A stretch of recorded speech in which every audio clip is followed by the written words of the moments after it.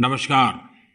आज देश के कई हिस्सों में सूर्य उपासना का महापर्व छठ मनाया जा रहा है। छठ पर्व का हिस्सा बनने के लिए लाखों श्रद्धालु अपने गांव, अपने घर, अपने परिवार के बीच पहुंचे हैं।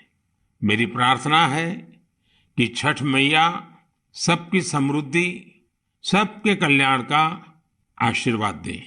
साथियों, सूर्य उपासना की परंपरा इस बात का प्रमाण है कि हमारी संस्कृति, हमारी आस्था का प्रकृति से कितना गहरा जुड़ाव है। इस पूजा के जरिए हमारे जीवन में सूर्य के प्रकाश का महत्व समझाया गया है। साथ ही ये संदेश भी दिया गया है कि उतार चढ़ाव जीवन का अभिन्न हिस्सा है। इसलिए हमें हर परिस्थिति में एक समान भाव रखना चाहिए। छठ मैया की पूजा में भांति भांति के फलों और ठेकुआ का प्रसाद चढ़ाया जाता है। इसका व्रत भी किसी कठिन साधना से कम नहीं होता। छठ पूजा की एक और खास बात होती है कि इसमें पूजा के लिए जिन वस्तुओं का इस्तेमाल होता है उसे समाज के विभिन्न लोग मिलकर तैयार करते हैं। इसमें बांस की बनी टोकरी या सुपली का उपयोग होता है। मिट्टी के दियों का अपना महत्व होता है। इसके जरिए चने की पैदावार करने वाले किसान और बतासे बनाने वाले छोटे उद्यमियों का समाज में महत्व स्थापित किया गया है। इनके सहयोग के बिना छठ की पूजा संपन्न ही नहीं हो सकती। छठ का पर्व हमारे जीवन में स्वच्छता के महत्व पर भी जोर देता है। इस पर्व के आने पर सामुदायिक स्तर पर सड़क, नदी, घाट, पानी के विभिन्न स्रोत सबकी सफाई की जाती है। छठ का पर्व एक भारत श्रेष्ठ भारत का भी उदाहरण है। आज बिहार और पूर्वांचल के लोग देश के जिस भी कोने में हैं, वहां धूमधाम से छठ का आयोजन हो रहा है। दिल्ली, मुंबई समेत महाराष्ट्र के अलग अलग जिलों और गुजरात के कई हिस्सों में छठ का बड़े पैमाने पर आयोजन होने लगा है। मुझे तो याद है, पहले गुजरात में उतनी छठ पूजा नहीं होती थी, लेकिन समय के साथ आज करीब करीब पूरे गुजरात में छठ पूजा के रंग नजर आने लगे हैं। ये देखकर मुझे भी बहुत खुशी होती है। आजकल हम देखते हैं विदेशों से भी छठ पूजा की कितनी भव्य तस्वीरें आती हैं। यानी भारत की समृद्ध विरासत, हमारी आस्था दुनिया के कोने कोने में अपनी पहचान बढ़ा रही है। इस महापर्व में शामिल होने वाले हर आस्थावान को मेरी तरफ से बहुत बहुत शुभकामनाएं। मेरे प्यारे देशवासियों, अभी हमने पवित्र छठ पूजा की बात की, भगवान सूर्य की उपासना की बात की। तो क्यों न सूर्य उपासना के साथ साथ आज हम उनके वरदान की भी चर्चा करें। सूर्य देव का ये वरदान है सौर ऊर्जा, सोलर एनर्जी। आज एक ऐसा विषय है जिसमें पूरी दुनिया अपना भविष्य देख रही है। और भारत के लिए तो सूर्यदेव सदियों से उपासना ही नहीं, जीवन पद्धति के भी केंद्र में रह रहे हैं। भारत आज अपने पारंपरिक अनुभवों को आधुनिक विज्ञान से जोड़ रहा है। तभी आज हम सौर ऊर्जा से बिजली बनाने वाले सबसे बड़े देशों में शामिल हो गए हैं। सौर ऊर्जा से कैसे हमारे देश के गरीब और मध्यम वर्ग के जीवन में बदलाव आ रहा है, वो भी अध्ययन का विषय है। तमिलनाडु में कांचीपुरम में एक किसान है, थिरु के एजिलन। इन्होंने पीएम कुसुम योजना का लाभ लिया और अपने खेत में 10 हॉर्स पावर का सोलर पंप सेट लगवाया। अब उन्हें अपने खेत के लिए बिजली पर कुछ खर्च नहीं करना होता है। खेत में सिंचाई के लिए अब वो सरकार की बिजली सप्लाई पर निर्भर भी नहीं है। वैसे ही राजस्थान के भरतपुर में पीएम कुसुम योजना के एक और लाभार्थी किसान हैं कमल जी मीणा। कमल जी ने खेत में सोलर पंप लगाया जिससे उनकी लागत कम हो गई है, लागत कम हुई तो आमदनी भी बढ़ गई। कमल जी सोलार बिजली से दूसरे कई छोटे उद्योगों को भी जोड़ रहे हैं। उनके इलाके में लकड़ी का काम है, गाय के गोबर से बनने वाले उत्पाद हैं, इनमें भी सोलर बिजली का इस्तेमाल हो रहा है। वो 10-12 लोगों को रोजगार भी दे रहे हैं। यानी कुसुम योजना से कमल जी ने जो शुरुआत की, उसकी महक कितने ही लोगों तक पहुंचने लगी है। साथियों, क्या आप कभी कल्पना कर सकते हैं कि आप महीने भर बिजली का उपयोग करें और आपका बिजली बिल आने के बजाय आपको बिजली के पैसे मिले? सौर ऊर्जा ने यह भी कर दिखाया है। आपने कुछ दिन पहले देश के पहले सूर्यग्राम गुजरात के मोढेरा की खूब चर्चा सुनी होगी। मोढेरा सूर्यग्राम के ज्यादातर घर सोलर पावर से बिजली पैदा करने लगे हैं। अब वहां के कई घरों में महीने के आखिर में बिजली का बिल नहीं आ रहा, बल्कि बिजली से कमाई का चेक आ रहा है। ये होता देख अब देश के बहुत से गांवों के लोग मुझे चिट्ठियां लिखकर कह रहे हैं कि उनके गांव को भी सूर्यग्राम में बदला जाए। यानी वो दिन दूर नहीं जब भारत में सूर्य ग्रामों का निर्माण बहुत बड़ा जन आंदोलन बनेगा। और इसकी शुरुआत मोढेरा गांव के लोग कर ही चुके हैं। आइए मन की बात के श्रोताओं को भी मोढेरा के लोगों से मिलवाते हैं। हमारे साथ इस समय फोन लाइन पर जुड़े हैं श्रीमान विपिन भाई पटेल। विपिन भाई नमस्ते। देखिए, अब तो मोढेरा पूरे देश के लिए एक मॉडल के रूप में चर्चा में आ गया है। लेकिन जब आपको अपने रिश्तेदार परिचित सब बातें पूछते होंगे तो आप उनको क्या बताते हैं? क्या फायदा हुआ? सर, लोग हमारे को पूछते हैं तो हम कहते हैं कि हमारे जो बिजली बिल आता था, लाइट बिल, वो अभी 0 आ रहा है और कभी 70 रुपए आता है। पर लेकिन हमारे पूरे गांव में जो आर्थिक परिस्थिति है वो सुधर रही है। यानी एक प्रकार से पहले जो बिजली बिल की चिंता थी वो खत्म हो गई। हाँ सर, वो तो बात सही है सर। तो अभी तो कोई टेंशन नहीं पूरे गांव में। सब लोग को लग रहा है कि सर ने जो किया तो वो तो बहुत अच्छा किया है। वो खुश है सर, आनंदित हो रहे हैं सब। अब अपने घर में ही खुद ही बिजली का कारखाना के मालिक बन गए। खुद का अपना घर के छत पे बिजली बन रही है। हाँ, बात सही है सर। तो क्या ये बदलाव जो आया है उसकी गांव के लोगों पे क्या असर है? सर, वो पूरे गांव के लोग वो खेती कर रहे हैं तो फिर मेरे को बिजली की जो झंझट थी तो उसमें मुक्ति हो गई है। बिजली का बिल तो भरना नहीं है, निश्चित हो गए है सर। मतलब बिजली का बिल भी गया और सुविधा बढ़ गई, झंझट भी गया सर। और सब जब आप यहाँ आए थे और तो 3D शो जो यहाँ उद्घाटन किया तो इसके बाद तो मोढेरा गांव में 4 चांद लग गए सर। और वो जो सेक्रेटरी आए थे सर, जी जी, तो वो गांव फेमस हो गया सर। या यूएन के सेक्रेटरी जनरल, उनकी खुद की इच्छा थी। उन्होंने मुझे बड़ा आग्रह किया कि भाई इतना बड़ा काम किया है तो मैं वहां जाके देखना चाहता हूँ। चलिए विपिन भाई, आपको और आपके गांव के सब लोगों को मेरी तरफ से बहुत बहुत शुभकामनाएं। और दुनिया आप में से प्रेरणा ले और ये सोलर एनर्जी का अभियान घर घर चले। ठीक है सर, वो हम लोगों को बताएंगे कि भाई सोलर लगवाओ, आपके पैसे से भी लगवाओ तो बहुत फायदा है। हाँ, लोगों को समझाइए। चलिए, बहुत बहुत शुभकामनाएं। धन्यवाद भैया। Thank you sir, thank you sir. मेरा जीवन धन्य हो गया आपसे बात करके। विपिन भाई का बहुत बहुत धन्यवाद। आइए अब मोढेरा गांव में वर्षा बहन से भी बात करेंगे। हेलो, नमस्ते सर। नमस्ते नमस्ते। वर्षा बहन कैसी हैं आप? हाँ, बहुत अच्छे हैं सर। आप कैसे हैं? मैं बहुत ठीक हूँ। हम धन्य हो गए सर आपसे बात करके। अच्छा वर्षा बहन, हाँ, आप मोढेरा में, आप तो एक तो फौजी परिवार से हैं। फौजी परिवार से हूँ मैं। आर्मी एक्समैन की वाइफ बोल रही हूँ सर। तो पहले हिंदुस्तान में कहाँ कहाँ जाने का मौका मिला आपको? मुझे राजस्थान में मिला, गांधीनगर में मिला, कटरा का जो जम्मू है वहाँ पर मिला मौका साथ में रहने का। बहुत सुविधा वहाँ पर मिल रही थी सर। हाँ, ये फौज में होने के कारण आप हिंदी भी बढ़िया बोल रही हो। हाँ, सीखा है सर। हाँ। मुझे बताइए, मोढेरा में जो इतना बड़ा परिवर्तन आया, ये सोलर रूफटॉप प्लांट आपने लगवा दिया, जो शुरू में लोग कह रहे होंगे तब तो आपको मन में आया होगा ये क्या मतलब है, क्या कर रहे हैं, क्या होगा, ऐसे थोड़ी बिजली आती है, सब बातें हैं कि आपके मन में आई होगी। अब क्या अनुभव आ रहा है, इसका फायदा क्या हुआ है?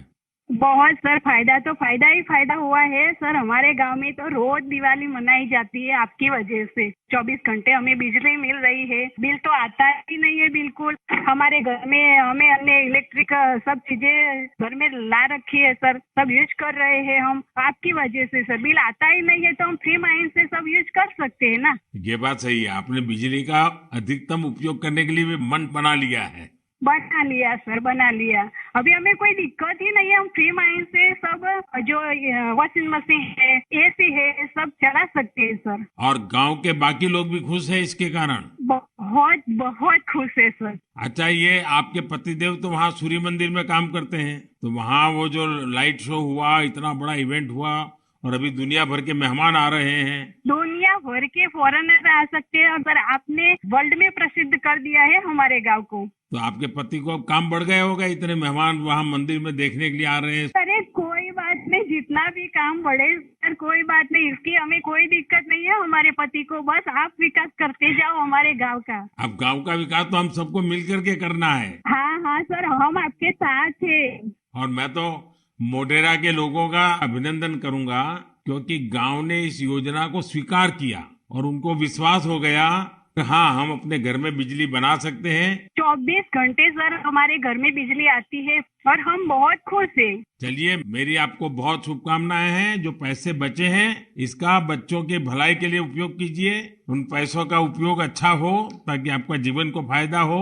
मेरी आपको बहुत शुभकामनाएं हैं। और सब मोढेरा वालों को मेरे नमस्कार।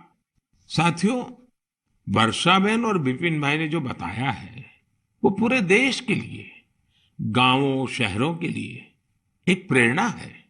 मोढेरा का ये अनुभव पूरे देश में दोहराया जा सकता है। सूर्य की शक्ति अब पैसे भी बचाएगी और आय भी बढ़ाएगी। जम्मू कश्मीर के श्रीनगर से एक साथी हैं मंजूर अहमद लईवाल।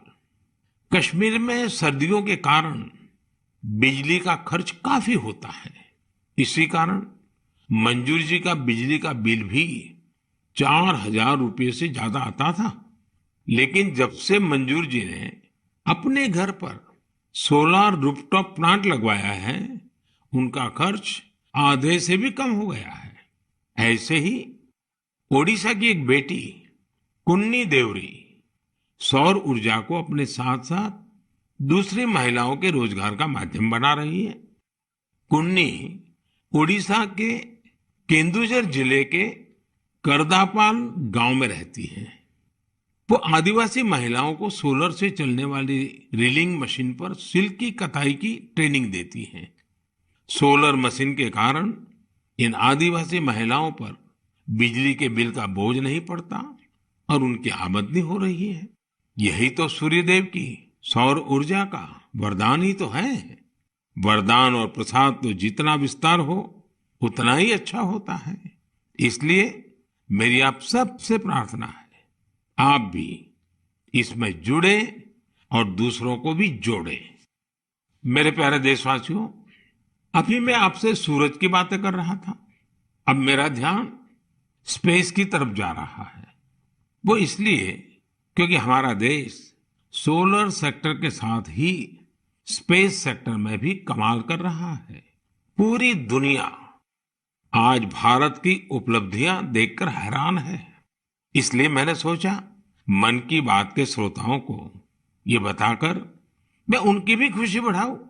साथियों, अब से कुछ दिन पहले आपने देखा होगा, भारत ने एक साथ 36 सैटेलाइट्स को अंतरिक्ष में स्थापित किया है। दिवाली से ठीक एक दिन पहले मिली ये सफलता एक प्रकार से ये हमारे युवाओं की तरफ से देश को एक स्पेशल दिवाली गिफ्ट है। इस लॉन्चिंग से कश्मीर से कन्याकुमारी और कच्छ से कोहिमा तक पूरे देश में डिजिटल कनेक्टिविटी को और मजबूती मिलेगी। इसकी मदद से बेहद दूर दराज के इलाके भी देश के बाकी हिस्सों से और आसानी से जुड़ जाएंगे। देश जब आत्मनिर्भर होता है तो कैसे सफलता की नई ऊंचाई पर पहुंचता जाता है, ये इसका भी एक उदाहरण है। आपसे बात करते हुए मुझे वो पुराना समय भी याद आ रहा है जब भारत को क्रायोजेनिक रॉकेट टेक्नोलॉजी देने से मना कर दिया गया था, लेकिन भारत के वैज्ञानिकों ने ना सिर्फ स्वदेशी टेक्नोलॉजी विकसित की, बल्कि आज इसकी मदद से एक साथ दर्जनों सैटेलाइट्स अंतरिक्ष में भेज रहा है। इस लॉन्चिंग के साथ भारत ग्लोबल कॉमर्शियल मार्केट में एक मजबूत प्लेयर बनकर उभरा है। इससे अंतरिक्ष के क्षेत्र में भारत के लिए अवसरों के नए द्वार भी खुले हैं। साथियों, विकसित भारत का संकल्प लेकर चल रहा हमारा देश सबका प्रयास से ही अपने लक्ष्यों को प्राप्त कर सकता है। भारत में पहले स्पेस सेक्टर सरकारी व्यवस्थाओं के दायरे में ही सिमटा हुआ था। जब ये स्पेस सेक्टर भारत के युवाओं के लिए, भारत के प्राइवेट सेक्टर के लिए खोल दिया गया, तब से इसमें क्रांतिकारी परिवर्तन आने लगे हैं। भारतीय इंडस्ट्री और स्टार्टअप्स इस क्षेत्र में नए नए इनोवेशंस और नई नई टेक्नोलॉजी लाने में जुटे हैं। विशेषकर इन स्पेस के सहयोग से इस क्षेत्र में बड़ा बदलाव होने जा रहा है। इन स्पेस के जरिए गैर सरकारी कंपनियों को भी अपने पेलोड्स और सैटेलाइट लॉन्च करने की सुविधा मिल रही है। मैं अधिक से अधिक स्टार्टअप्स और इनोवेटर्स से आग्रह करूंगा कि वे स्पेस सेक्टर में भारत में बन रहे इन बड़े अवसरों का पूरा लाभ उठाएं। मेरे प्यारे देशवासियों, जब स्टूडेंट्स की बात आए, युवा शक्ति की बात आए, नेतृत्व शक्ति की बात आए, तो हमारे मन में घिसी पीटी पुरानी बहुत सारी धारणाएं घर कर गई है। कई बार हम देखते हैं कि जब स्टूडेंट पावर की बात होती है तो इसको छात्र संघ चुनावों से जोड़कर उसका दायरा सीमित कर दिया जाता है। लेकिन स्टूडेंट पावर का दायरा बहुत बड़ा है, बहुत विशाल है। स्टूडेंट पावर भारत को पावरफुल बनाने का आधार है। आखिर आज जो युवा है वही तो भारत को 2047 तक लेकर जाएंगे। जब भारत शताब्दी मनाएगा, युवाओं की ये शक्ति, उनकी मेहनत, उनका पसीना, उनकी प्रतिभा भारत को उस ऊंचाई पर लेकर जाएगी जिसका संकल्प देश आज ले रहा है। हमारे आज के युवा जिस तरह देश के लिए काम कर रहे हैं, नेशन बिल्डिंग में जुट गए हैं, वो देखकर मैं बहुत भरोसे से भरा हुआ हूं। जिस तरह हमारे युवा हैकेथॉन्स में प्रॉब्लम सॉल्व करते हैं, रात रात भर जाकर घंटों काम करते हैं, वो बहुत ही प्रेरणा देने वाला है। बीते वर्षों में हुए हैकेथॉन्स ने देश के लाखों युवाओं ने मिलकर बहुत सारे चैलेंजेस को निपटाया है, देश को नए सॉल्यूशन दिए हैं। साथियों, आपको याद होगा मैंने लाल किले से जय अनुसंधान का आह्वान किया था। मैंने इस दशक को भारत का टेकेड बनाने की बात भी कही थी। मुझे ये देखकर बहुत अच्छा लगा, इसकी कमान हमारी आईआईटीज के स्टूडेंट्स ने भी संभाल ली है। इसी महीने 14-15 अक्टूबर को सभी 23 आईआईटीज अपने इनोवेशंस और रिसर्च प्रोजेक्ट को प्रदर्शित करने के लिए पहली बार एक मंच पर आए। इस मेले में देश भर से चुनकर आए स्टूडेंट्स और रिसर्चर्स, उन्होंने 75 से अधिक बेहतरीन प्रोजेक्ट्स को प्रदर्शित किया। Health care, agriculture, robotics, semiconductors, 5G communications, ऐसी ढेर सारी थीम्स पर ये प्रोजेक्ट बनाए गए थे। वैसे तो ये सारे ही प्रोजेक्ट एक से बढ़कर एक थे, लेकिन मैं कुछ प्रोजेक्ट्स के बारे में आपका ध्यान आकर्षित करना चाहता हूं। जैसे आईआईटी भुवनेश्वर की एक टीम ने नवजात शिशुओं के लिए पोर्टेबल वेंटिलेटर विकसित किया है। यह बैटरी से चलता है और इसका उपयोग दूर दराज के क्षेत्रों में आसानी से किया जा सकता है। ये उन बच्चों का जीवन बचाने में बहुत मददगार साबित हो सकता है, जिनका जन्म तय समय से पहले हो जाता है। इलेक्ट्रिक मोबिलिटी हो, ड्रोन टेक्नोलॉजी हो, 5G हो, हमारे बहुत सारे छात्र इनसे जुड़ी नई टेक्नोलॉजी विकसित करने में जुटे हैं। कई सारी IITs मिलकर एक बहुभाषक प्रोजेक्ट पर भी काम कर रही है, जो स्थानीय भाषाओं को सीखने के तरीके को आसान बनाता है। ये प्रोजेक्ट नई राष्ट्रीय शिक्षा नीति को, उन लक्ष्यों को प्राप्ति में भी बहुत मदद करेगा। आपको ये जानकर भी अच्छा लगेगा कि IIT मद्रास और IIT कानपुर ने भारत के स्वदेशी 5G टेस्ट बेड को तैयार करने में अग्रणी भूमिका निभाई है। निश्चित रूप से यह एक शानदार शुरुआत है। मुझे आशा है कि आने वाले समय में इस तरह के कई और प्रयास देखने को मिलेंगे। मुझे यह भी उम्मीद है कि IIT से प्रेरणा लेकर दूसरे इंस्टीट्यूशंस भी अनुसंधान एवं विकास से जुड़ी अपनी एक्टिविटीज में तेजी लाएंगे। मेरे प्यारे देशवासियों, पर्यावरण के प्रति संवेदनशीलता हमारे समाज के कण कण में समाहित है और इसे हम अपने चारों ओर महसूस कर सकते हैं। देश में ऐसे लोगों की कमी नहीं जो पर्यावरण की रक्षा के लिए अपना जीवन खपा देते हैं। कर्नाटका के बेंगलुरु में रहने वाले सुरेश कुमार जी से भी हम बहुत कुछ सीख सकते हैं। उनमें प्रकृति और पर्यावरण की रक्षा के लिए गजब का जुनून है।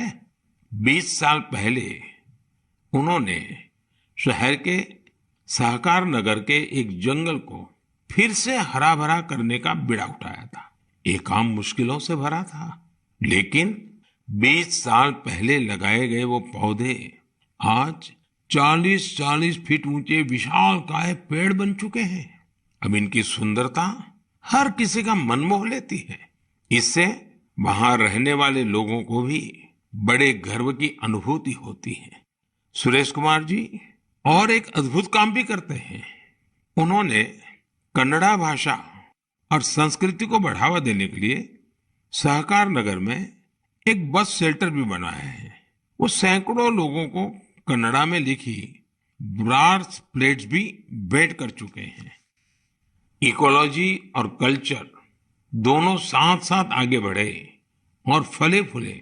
सोचिए, ये कितनी बड़ी बात है। साथियों, आज इको फ्रेंडली लिविंग और इको फ्रेंडली प्रोडक्ट्स को लेकर लोगों में पहले से कहीं अधिक जागरूकता दिख रही है।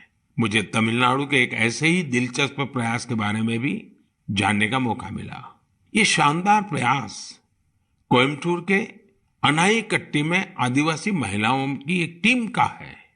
इन महिलाओं ने निर्यात के लिए 10,000 eco friendly terracotta tea cup का निर्माण किया। कमाल की बात तो ये है कि टेराकोटा टी कप्स बनाने की पूरी जिम्मेदारी इन महिलाओं ने खुद ही उठाई। क्ले मिक्सिंग से लेकर फाइनल पैकेजिंग तक सारे काम स्वयं किए। इसके लिए इन्होंने प्रशिक्षण भी लिया था। इस अद्भुत प्रयास की जितनी भी प्रशंसा की जाए कम है। साथियों, त्रिपुरा के कुछ गांवों ने भी बड़ी अच्छी सीख दी है। आप लोगों ने बायो विलेज तो जरूर सुना होगा, लेकिन त्रिपुरा के कुछ गांव बायो विलेज 2 की सीढ़ी चढ़ गए हैं। बायो विलेज 2 में इस बात पर जोर होता है कि प्राकृतिक आपदाओं से होने वाले नुकसान को कैसे कम से कम किया जाए। इसमें विभिन्न उपायों से लोगों के जीवन स्तर को बेहतर बनाने पर पूरा ध्यान दिया जाता है। Solar energy, biogas, bee keeping और बायो फर्टिलाइजर, इन सब पर पूरा फोकस रहता है। कुल मिलाकर अगर देखें तो जलवायु परिवर्तन के खिलाफ अभियान को बायो विलेज 2 बहुत मजबूती देने वाला है। मैं देश के अलग अलग हिस्सों में पर्यावरण संरक्षण को लेकर बढ़ रहे उत्साह को देकर बहुत ही खुश हूं। कुछ दिन पहले ही भारत में पर्यावरण की रक्षा के लिए समर्पित मिशन लाइफ को भी लॉन्च किया गया है। मिशन लाइफ का सीधा सिद्धांत है ऐसी जीवन शैली, ऐसी लाइफस्टाइल को बढ़ावा जो पर्यावरण को नुकसान न पहुंचाए। मेरा आग्रह है कि आप भी मिशन लाइफ को जानिए, उसे अपनाने का प्रयास कीजिए। साथियों, कल 31 अक्टूबर को राष्ट्रीय एकता दिवस है। सरदार वल्लभ भाई पटेल जी की जन्म जयंती का पुण्य अवसर है। इस दिन देश के कोने कोने में रन फॉर यूनिटी का आयोजन किया जाता है। ये दौड़ देश में एकता के सूत्र को मजबूत करती है, हमारे युवाओं को प्रेरित करती है। अब से कुछ दिन पहले ऐसी ही भावना हमारे राष्ट्रीय खेलों के दौरान भी देखी है। जुड़ेगा इंडिया तो जीतेगा इंडिया, इस थीम के साथ राष्ट्रीय खेलों ने जहां एकता का मजबूत संदेश दिया, वहीं भारत की खेल संस्कृति को भी बढ़ावा देने का काम किया है। आपको ये जानकर खुशी होगी कि हम भारत में राष्ट्रीय खेलों का अब तक का सबसे बड़ा आयोजन था। इसमें 36 खेलों को शामिल किया गया, जिसमें 7 नई और 2 स्वदेशी स्पर्धा योगासन और मलखंब भी शामिल रही। गोल्ड मेडल जीतने में सबसे आगे जो 3 टीमें रही, वे हैं सर्विसेज की टीम, महाराष्ट्र और हरियाणा की टीम। इन खेलों में 6 नेशनल रिकॉर्ड्स और करीब करीब 60 नेशनल गेम्स रिकॉर्ड्स भी बने। मैं पदक जीतने वाले, नए रिकॉर्ड बनाने वाले, इस खेल प्रतियोगिता में हिस्सा लेने वाले सभी खिलाड़ियों को बहुत बहुत बधाई देता हूं। मैं इन खिलाड़ियों के सुनहरे भविष्य की कामना भी करता हूं। साथियों, मैं उन सभी लोगों की भी हृदय से प्रशंसा करना चाहता हूं जिन्होंने गुजरात में हुए राष्ट्रीय खेलों के सफल आयोजन में अपना योगदान दिया। आपने देखा है कि गुजरात में तो राष्ट्रीय खेल नवरात्रि के दौरान हुए। इन खेलों के आयोजन से पहले एक बार तो मेरे मन में भी आया कि इस समय तो पूरा गुजरात इन उत्सवों में जुटा होता है, तो लोग इन खेलों का आनंद कैसे ले पाएंगे। इतनी बड़ी व्यवस्था और दूसरी तरफ नवरात्रि के गरबा वगैरह का इंतजाम, ये सारे काम गुजरात एक साथ कैसे कर लेगा। लेकिन गुजरात के लोगों ने अपने आतिथ्य सत्कार से सभी मेहमानों को खुश कर दिया। अहमदाबाद में नेशनल गेम्स के दौरान जिस तरह कला, खेल और संस्कृति का संगम हुआ, वह उल्लास से भर देने वाला था। खिलाड़ी भी दिन में जहां खेल में हिस्सा लेते थे, वहीं शाम को वे गरबा और डांडिया के रंग में डूब जाते थे। उन्होंने गुजराती खाना और नवरात्रि की तस्वीरें भी सोशल मीडिया पर खूब शेयर की। ये देखना हम सभी के लिए बहुत ही आनंददायक था। आखिरकार इस तरह के खेलों से भारत की विविध संस्कृतियों के बारे में भी पता चलता है। ये एक भारत श्रेष्ठ भारत की भावना को भी उतना ही मजबूत करते हैं। मेरे प्यारे देशवासियों, नवंबर महीने में 15 तारीख को हमारा देश जनजातीय गौरव दिवस मनाएगा। आपको याद होगा, देश ने पिछले साल भगवान बिरसा मुंडा की जन्म जयंती के दिन आदिवासी विरासत और गौरव को सेलिब्रेट करने के लिए ये शुरुआत की थी। भगवान बिरसा मुंडा ने अपने छोटे से जीवन काल में अंग्रेजी हुकूमत के खिलाफ लाखों लोगों को एकजुट कर दिया था। उन्होंने भारत की आजादी और आदिवासी संस्कृति की रक्षा के लिए अपना जीवन बलिदान कर दिया था। ऐसा कितना कुछ है जो हम धरती आबा बिरसा मुंडा से सीख सकते हैं।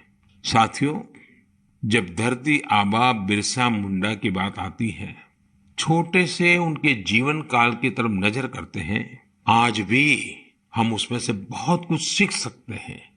और धरती आबा ने तो कहा था, ये धरती हमारी है, हम इसके रक्षक हैं। उनके इस वाक्य में मातृभूमि के लिए कर्तव्य भावना भी है और पर्यावरण के लिए हमारे कर्तव्यों का एहसास भी है। उन्होंने हमेशा इस बात पर जोर दिया था कि हमें हमारी आदिवासी संस्कृति को भूलना नहीं है, उससे रत्ती भर भी दूर नहीं जाना है। आज भी हम देश के आदिवासी समाजों से प्रकृति और पर्यावरण को लेकर बहुत कुछ सीख सकते हैं। साथियों, पिछले साल भगवान बिरसा मुंडा की जयंती के अवसर पर मुझे रांची के भगवान बिरसा मुंडा म्यूजियम के उद्घाटन का सौभाग्य प्राप्त हुआ था। मैं युवाओं से आग्रह करना चाहूंगा कि उन्हें जब भी समय मिले वे इसे देखने जरूर जाएं। मैं आपको ये भी बताना चाहता हूं कि 1 नवंबर यानी परसों मैं गुजरात राजस्थान के बॉर्डर पर मौजूदा मानगढ़ में रहूंगा। भारत के स्वतंत्रता संग्राम और हमारी समृद्ध आदिवासी विरासत में मानगढ़ का बहुत ही विशिष्ट स्थान रहा है। यहाँ पर नवंबर 1913 में एक भयानक नरसंहार हुआ था, जिसमें अंग्रेजों ने स्थानीय आदिवासियों की निर्ममता पूर्वक हत्या कर दी थी। बताया जाता है कि इस नरसंहार में 1000 से अधिक आदिवासियों को अपनी जान गंवानी पड़ी थी। इस जनजातीय आंदोलन का नेतृत्व गोविंद गुरु जी ने किया था, जिनका जीवन हर किसी को प्रेरित करने वाला है।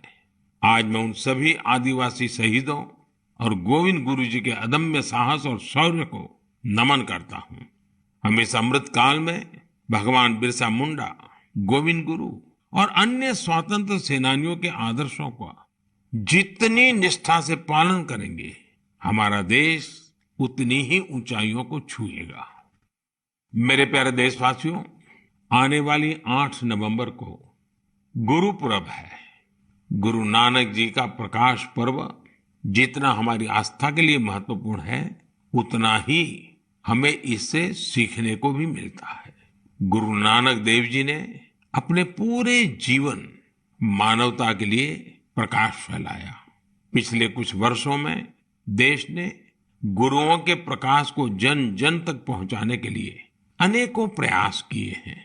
हमें गुरु नानक देव जी का 550वां प्रकाश पर्व देश और विदेश में व्यापक स्तर पर मनाने का सौभाग्य मिला था। दशकों के इंतजार के बाद करतारपुर साहिब कॉरिडोर का निर्माण होना भी उतना ही सुखद है। कुछ दिन पहले ही मुझे हेमकुंड साहिब के लिए रोपवे के शिलान्यास का भी सौभाग्य मिला है। हमें हमारे गुरुओं के विचारों से लगातार सीखना है, उनके लिए समर्पित रहना है। इसी दिन कार्तिक पूर्णिमा का भी है। इस दिन हम तीर्थों में, नदियों में स्नान करते हैं, सेवा और दान करते हैं। मैं आप सभी को इन पर्वों की हार्दिक बधाई देता हूं। आने वाले दिनों में कई राज्य अपने राज्य दिवस भी मनाएंगे।